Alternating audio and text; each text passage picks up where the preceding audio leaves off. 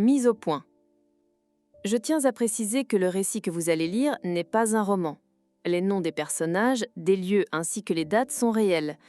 J'ai tenu à relater la vérité telle que je l'ai vécue au cours de cette sombre période de l'histoire de mon pays, la Mauritanie, sans en déformer quoi que ce soit pour deux principales raisons. La première est de me permettre de vivre en paix avec moi-même, en révélant aux Mauritaniens, d'abord puis au monde entier, jusqu'où la bêtise humaine et le fanatisme racial, caractérisés par l'intolérance, le refus et la négation de l'autre, peuvent encore nous conduire à l'aube du troisième millénaire. La deuxième raison est de chercher à éviter l'amalgame qui voudrait, en milieu négro-mauritanien, que tout mort, mauritanien blanc, soit un tortionnaire ou un assassin. J'ai tenu à cet effet à nommer ceux que j'ai vus à l'œuvre, tout en espérant que d'autres victimes témoigneront elles aussi. Je reste persuadée qu'on ne guérira pas le mal en l'occultant. Et la Mauritanie ne pourra que grandir en réglant ce lourd passif humanitaire.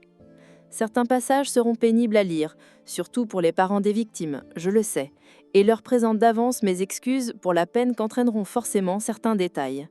Mais puisque le gouvernement mauritanien continue à nier, j'estime alors qu'il est nécessaire de laver la mémoire des victimes en livrant à l'opinion nationale et internationale ce récit qui ne retrace que mon parcours dans quelques-uns des nombreux camps de torture. Cette histoire, la mienne, est aussi celle de toute une communauté, de tout un peuple. Si j'ai survécu, ce n'est pas parce que j'ai eu un quelconque mérite, mais tout simplement parce que j'ai eu plus de chance que ceux qui y sont restés. La question que je pose aujourd'hui au chef de l'État mauritanien et à ses subordonnés n'est pas de savoir ce que sont devenus les autres, ça je le sais déjà, mais plutôt, qu'avaient-ils fait, ou plus exactement, qu'avions-nous fait? Paris, le 24 janvier 2000, Mahamadou Sy.